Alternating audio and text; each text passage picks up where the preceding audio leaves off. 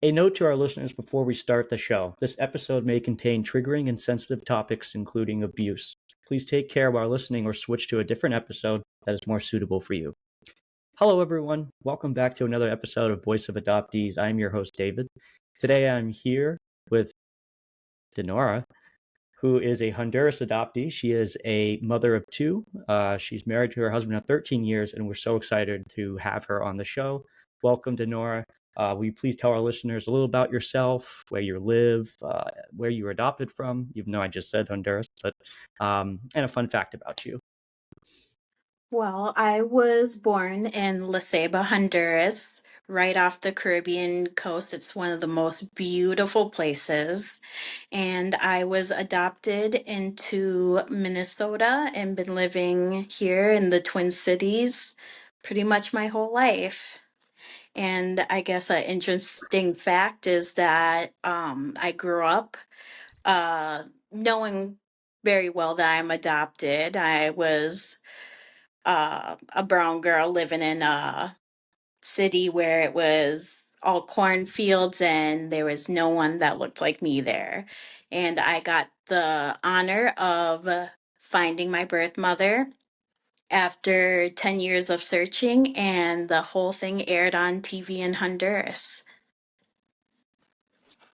Wow. Did you ask? I mean, how did Honduras, I guess, find the fact that you were doing this search, and how did that all happen? It happened, I kind of just do Google searches all the time throughout my life, trying to find my mother, people that could help me, whether they were missionaries or people going down to the area to visit. And it was normal that pretty much they fell through, and it's really hard to find someone reliable that would actually help me and not just say they would help me. But there was a woman that I found on Facebook who had a Facebook page specifically for Honduran adoptees seeking their biological family. And I messaged her, and I honestly didn't think anything would come out of it. But 2 years later, she called me out of the blue. It was Cinco de Mayo, and she said, I want permission to air all your information on TV in Honduras right this minute.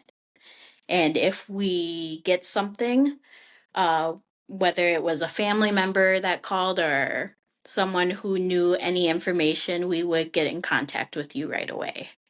And my Wow. sister had reached out, which I had no idea I even had a sister.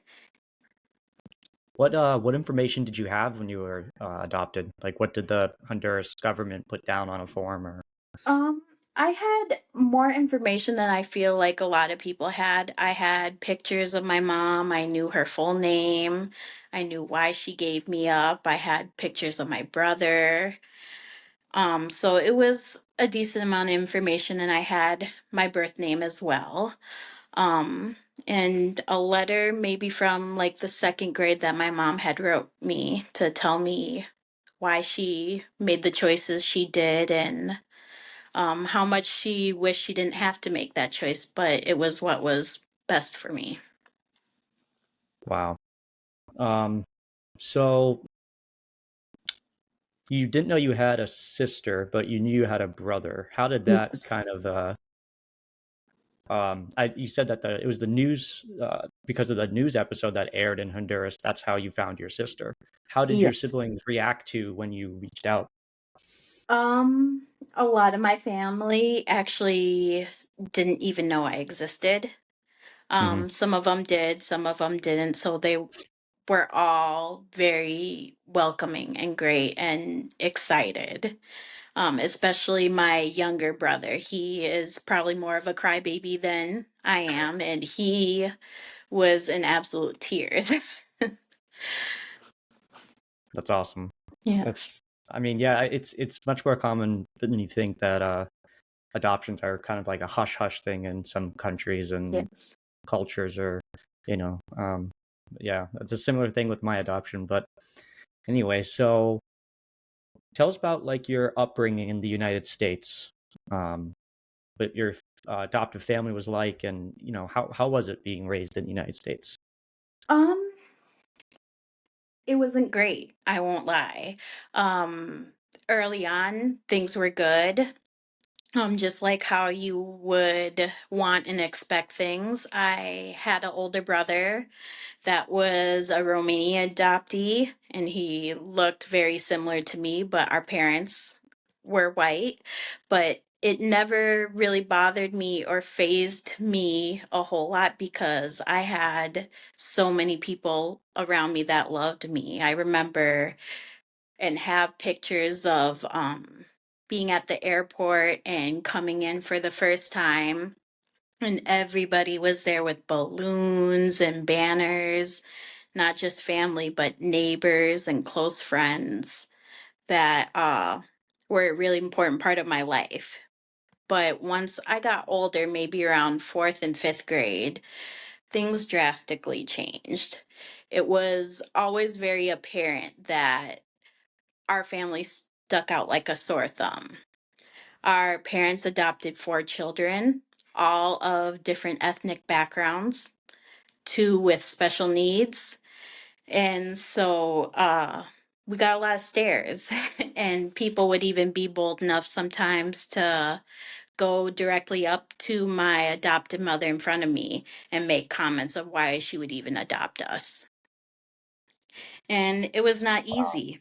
I've had neighbors make comments, a lot of racism, a lot of nobody wanted you. You're just an orphan, and it was hard. And so it was really tricky. I was in therapy from an early age, 7 years old, throughout my entire life. I was pushed to take a bunch of medications, and medications for conditions I didn't even have. My adopted parents would say my birth mother drank alcohol while she was pregnant with me, so they diagnosed me or misdiagnosed me with fetal alcohol syndrome. And it caused a lot of issues throughout my childhood. So much to the point um, where my adopted dad was an alcoholic, and when he drank, he was very angry, and any little thing could set him off. And I would get the hard end of it. And my adopted mother would just watch. And sometimes she would contribute too. And she struggles with a lot of mental health issues. So much to the point where I really questioned a lot about adoption agencies and why they don't do deeper dives, especially for international adoptees, to not have these situations happen. I, That was going to be, you kind of answered that. I was going to have a question. My yeah, next question literally was, what do you think that the adoption agency failed in doing a appropriate background check? But I think from mm, your story so far, we can yeah, make that conclusion. But yeah. you can I continue. think Yeah. it should be more than just a background check and a visit to the house. There needs to be a lot more done. My adopted mother had been through a lot. She had her mother, who was also adopted and struggled with adoption just like I did, committed suicide. And she came in and she saw what happened. She had shot herself and she cleaned up her own mother's remains.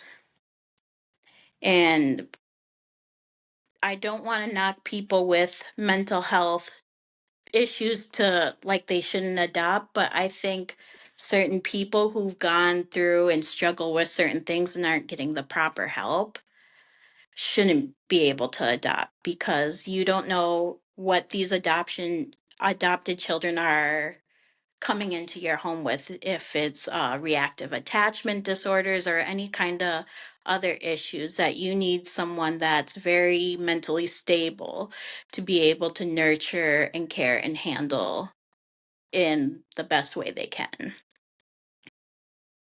Yeah. But No, instead, absolutely. yeah, but instead, it turned out to be a lot of anger on their part, a lot of abuse. I would go to police officers. I worked with a social worker since I was in fifth grade, and no matter how often I spoke up about incidences or things that happened, no one believed me, no one listened to me. The only people that would maybe listen are like people I confided in that were more of friends, maybe some neighbors, but otherwise it just went on and on and on. And when I finally left that situation, they had kicked me out of the house for the second time when I was 17 years old. And I was kind of on my own. Social services didn't do much but put me in, let like a friend foster me. And they had also kicked me out very quickly. And I was found at a hotel by police officers sitting in a corner, scared, because I had nowhere else to go but to this hotel room where there was a party and people were nice enough to let me in, even though it wasn't a great situation. And I almost got brought to jail that night, but someone was so bold and stuck up for me. And the cops actually listened despite what they saw, that I had a record of running away over and over again due to the constant abuse in my home. And they showed up to their front door. They opened it, and my adoptive father answered, and the cop said, "Is this your daughter?" And he was very angry. You could see it on his face. And he said to him, "And what if I said it wasn't?" And they argued for 2 hours while I waited in the back of the police car. It was snowing in May because, of course, we're in Minnesota. Yeah. Yep. And they forced them to let me stay that night if they didn't want to get immediate charges of neglect and maltreatment. And then in the morning, they would pick me up and bring me to a children's shelter. And so I came in the house. They said, "You don't deserve to sleep on anything. You can stay on the floor," and threw me a blanket. And that's it. They took me off to a children's shelter, which I stayed for a week. And I was almost 18, so they really didn't do much for me after that. I was kind of on my own. I struggled with issues all throughout my adulthood with I struggled with homelessness and so many other things, and unfortunately, some things that my son had to witness, including them trying to kidnap my own son from me. Oh my God. Yeah. Did It's did any of the I know you just said the police was threatening charges. Did Mhm. any of those charges actually happen, or did they just kind of walk away? Well, what had happened was, I believe it was social services did an investigation. They did find them guilty of neglect and maltreatment, but what they did was they didn't file criminal charges. They just found them guilty through the county. And so if you looked up their criminal record, there is no evidence of anything that they done to me. But if you were to do a deep dive within the county we lived in, that's when you would find out the information that they were charged with that, and that was going to stick with them for 10 years. So they wouldn't be able to do foster care, daycare, or probably adopt any children again. And that's it. It just felt like something that was swept under the rug and hidden. And probably because they've been a part of the foster care system for 9 years doing that, and they adopted all these kids, and it would look bad for them, especially with how many times I've spoken out and begged for my life for someone to help me, and no one did. Now, were the other your other adopted siblings, did they receive similar treatment from your adoptive parents, or was it mainly targeted to you?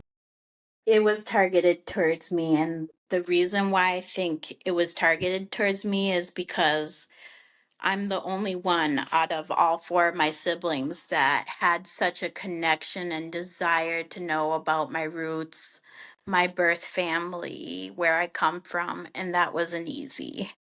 And then on top of that, my two younger siblings had fetal alcohol syndrome, so they knew they had to be really careful with them. I mean, Right. sometimes maybe with my younger brother, they might have done a thing or two, but nothing on the level as they did to me. Okay. Wow. And despite of them, I'm actually really lucky to be alive. And Yeah. so, Well, it's a good thing you made, yeah, you got out of there and yeah, probably didn't look back. yeah, no, I Wow. didn't. I tried So with them, but I continued to at least try to have a relationship, very minimal, but it was more damaging than anything to even try to do that. wow.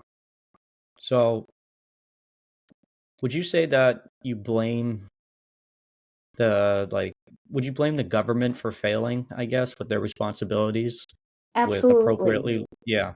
Okay.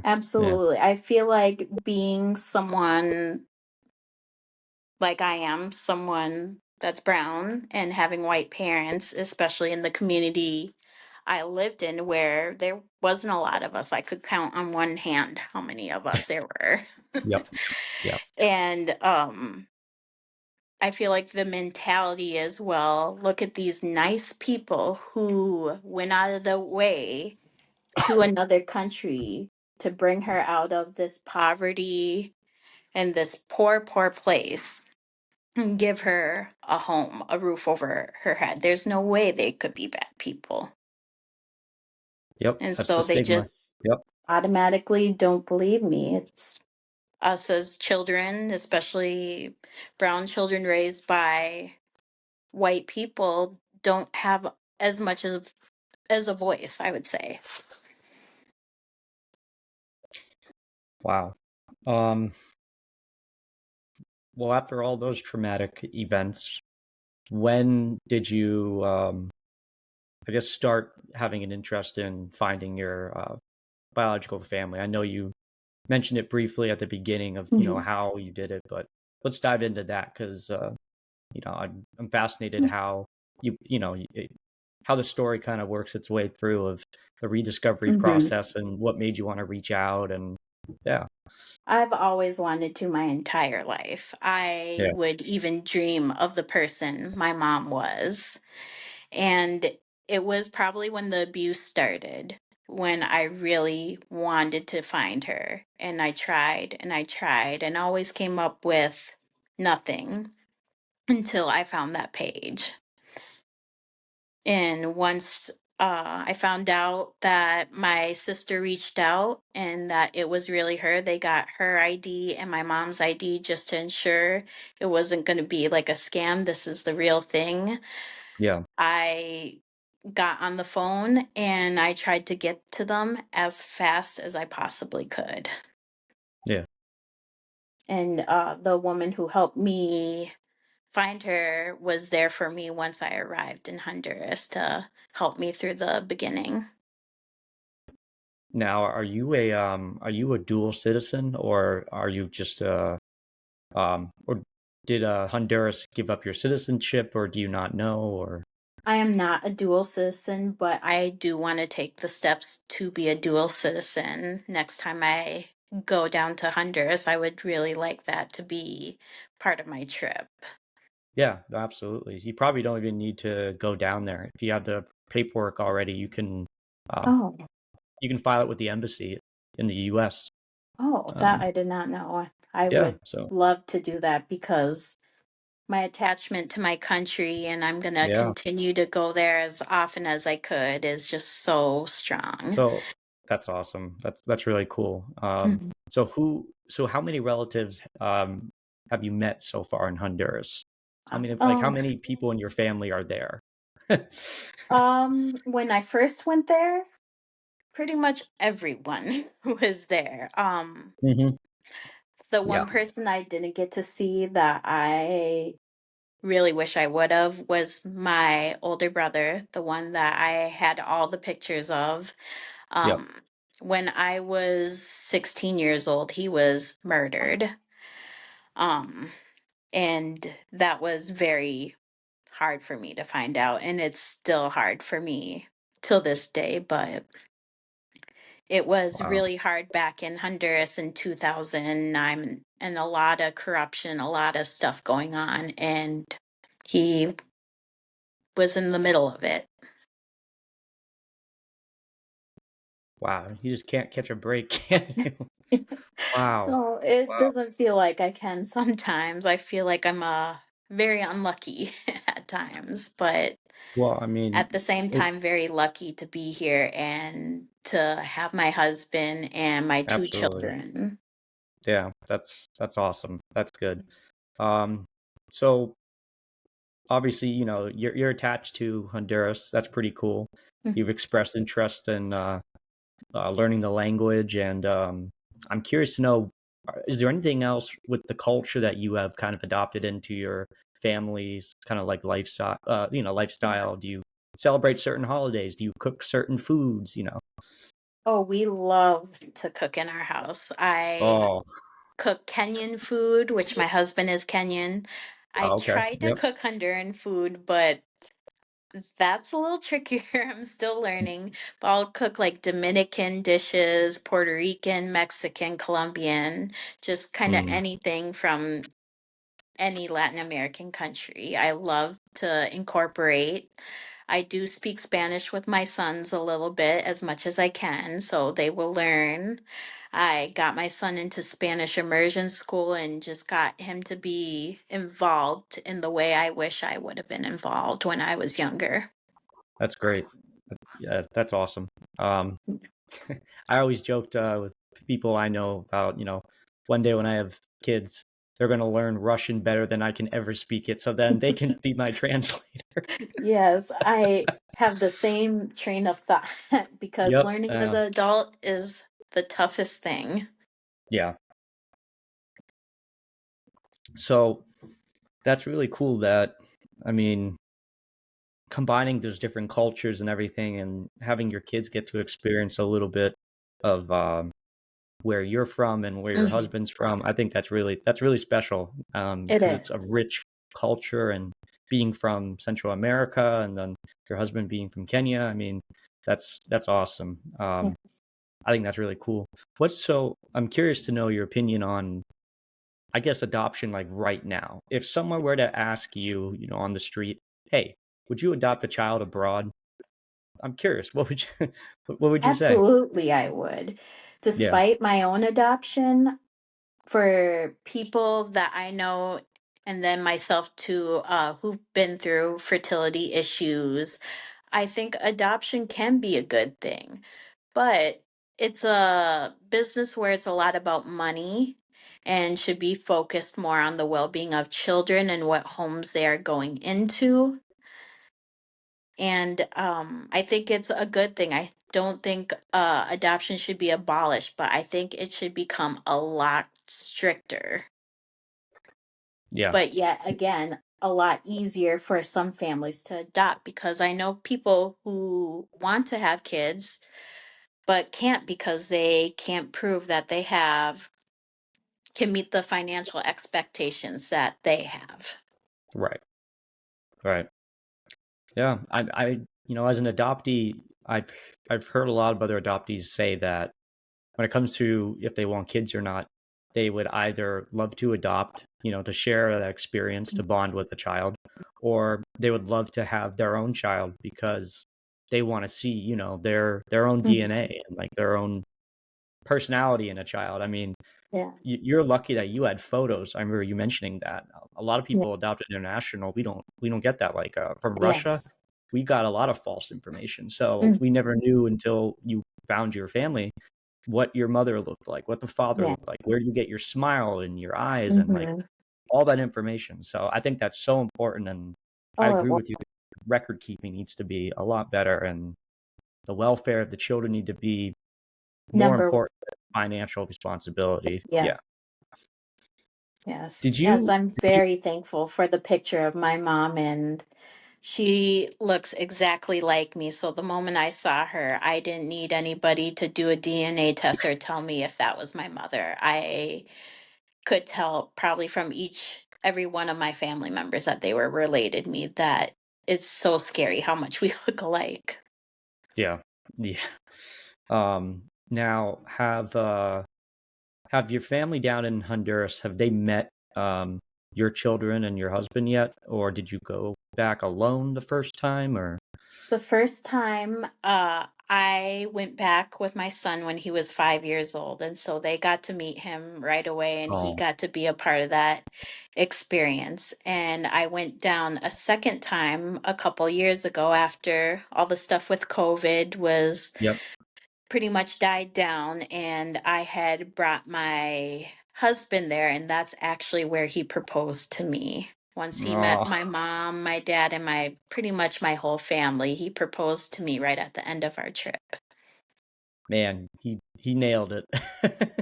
Yeah. Oh, yeah, he did. It was perfect timing, but I waited 10 years for that. So I was very anxious for that ring. Yeah, no, my brother got married a year ago, and he and his wife now, they were pretty much together for I think going on 11 years, and I think it was my dad that finally said, "Son, it's time." uh, Yeah. so when you were, I'm curious to know about when you said that, you started therapy at a young age, and I've been in and out therapy as well as a lot of adoptees are. Um, would you say that being adopted has certain, I guess, stigmas that are attached to you as a child that we bring from where we're adopted? A lot of therapists think that, oh, well, if you're adopted, you probably have, identity issues or you Hmm. have underlying conditions. I'm just curious to know what your experience has been with your therapists over the years relating to As adoption. Yeah.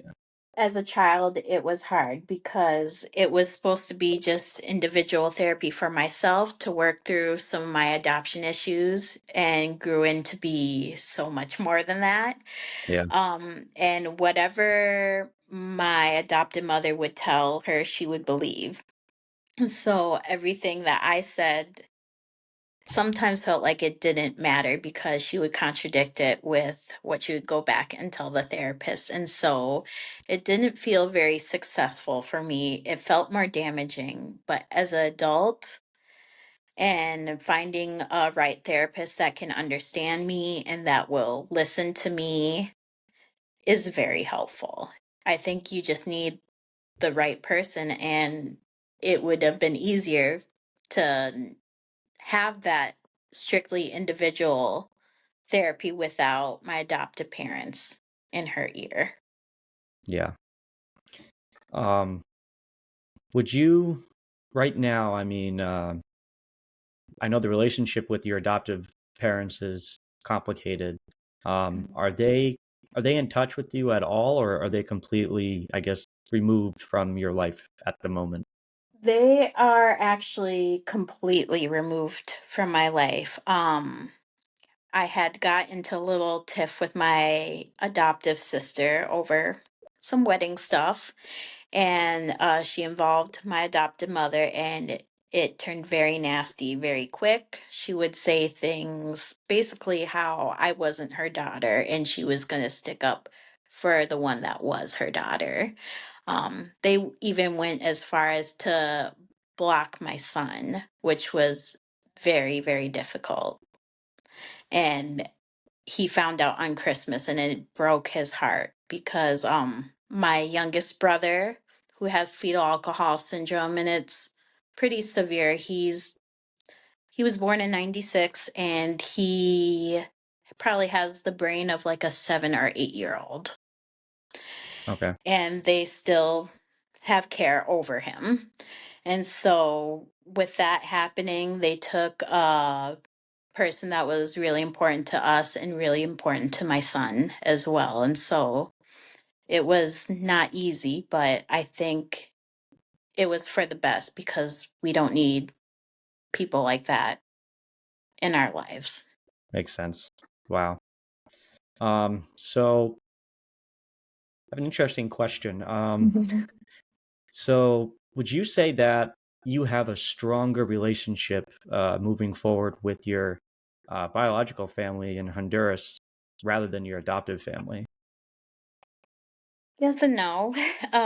My adoptive mother, she is the exact person I did dream of. She's so loving and sweet and caring, but from the moment I met her, I've had to learn some other things that weren't so easy. She lies a lot. She talks bad about me, um, especially more of because I won't send her money. And she's just kind of one of those people, send me money. Oh, this is my wealthy American daughter, and that's not the case. Yeah. Um, so I speak to her. I love her no matter what because that's my mother. But I feel like I have close relationship with a couple of my biological family members, like my younger brother, and I have an aunt and uncle who immigrated over here now in Texas that I try to visit once a year, and I'm very close with them. But I would say I guess I'm somewhat closer to them, but the real people I'm closest to that I kind of call my family is one of my best friends from middle school, and her family took me in to their home and even fought and tried to adopt me, but it unfortunately they would not allow that. And my adoptive parents, despite of everything that was going through being in and out of foster care, all the police calls to the house due to the abuse and running away, they still for some reason would not let me go. And I remained really close with them and even lived with them for a part of my adulthood. They are the ones that were there for my graduation, and they've been a big part of my life. Wow. Yeah. Well, it's good that you had that support, friends can go a long way. Yes. That's wow, it's incredible. It's minimal support, but it was something. It was a little bit of something. It was better than completely nothing.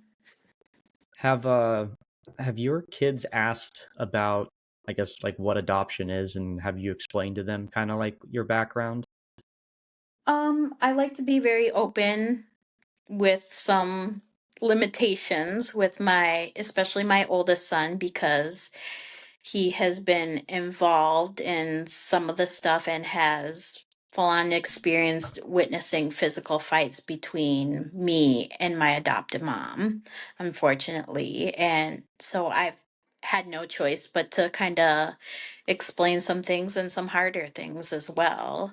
Yeah, But other than that, he doesn't really ask too many questions because I feel like he knows a lot. And then meeting my birth family with me for the first time, I think he pretty much has like no questions for me, at least at this time. But who knows, maybe as my youngest one, who is 4 right now, he may as he gets older because he's lived in a very different time than my oldest son. yeah. Okay. Wow. Wow. Okay. My final question for you is if you could leave a piece of advice to our listeners or anyone about what you've learned about your adoption story, what would that be? Um, oh, that's a hard one. I think it's to just be very sensitive, very patient, very aware of the traumas someone who is adopted to go is going through, especially when you're doing adoption that's interracial. Be very mindful of your child's culture, involve your child's culture, and show them that you love it too and it is important, and then you love them no matter what. Show that unconditional love. even in the hardest of times. That's perfect. Yeah, that's great advice. Um, wow, that's quite a story. Yes. Wow. Thank you so much for coming on and opening up and sharing all that. It's a lot to take in, and I'm sure people are going to appreciate hearing it from you. And um, I know it can be hard to talk about, but thank you again for coming forward and spending time today and talking about it. Yeah, that's at Of the end of the day, course. that's what we're doing. We got to talk about adoption for things to Mhm. change. So, Yes, this is something I've actually wanted to do where my voice could be heard. So finding this and learning that it exists, I had to just jump for it because I've been waiting for someone to really hear my voice and what I have to say. well, I'm so happy about that, and a lot of people are going to hear it, and that it's awesome. So, thank you so much again for your time today, and again, bottom of my heart, we appreciate it. Thank you. Thank you for listening. For those who want to hear Dinora's story, please visit your podcast platform or our website, voiceofadoptees.com. If you or someone you know is adopted, you can schedule an interview to be featured on our show. Don't forget to like, subscribe, rate, and share this episode to spread the voice of adoptees. On behalf of all of us, we thank you for listening, and we will see you next week. Voice of Adoptees. Who am I?